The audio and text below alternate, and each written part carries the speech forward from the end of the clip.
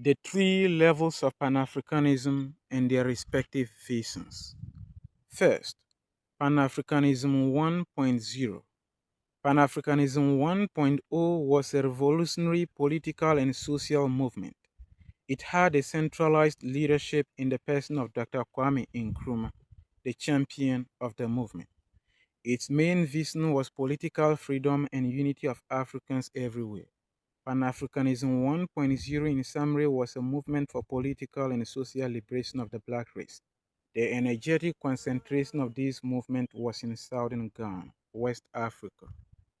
Second, Pan-Africanism 2.0.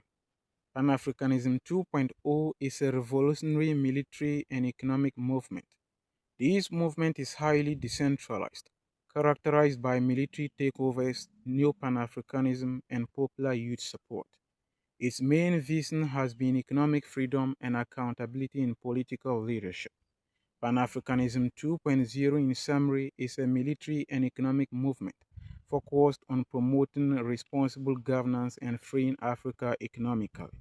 The energetic focus of this movement is in Burkina Faso, West Africa.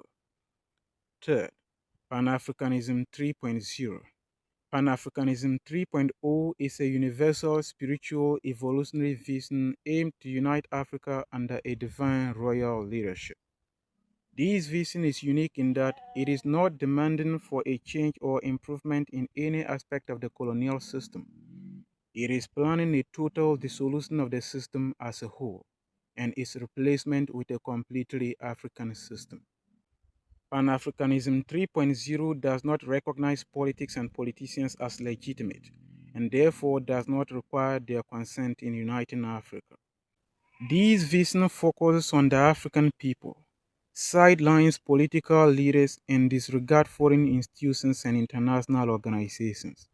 Pan-Africanism 3.0 in summary is a universal messianic vision focused on uniting Africa under a divine royal leadership. The energetic concentration of this movement is in northeastern Ghana, West Africa. In all, Pan-Africanism 1.0 supported political leadership, Pan-Africanism 2.0 supports military dictatorship, and Pan-Africanism 3.0 is calling for a continental royal leadership, thus the entire African continent under one king. Which one is your choice? Drop your answer in the comments down below. Thank you.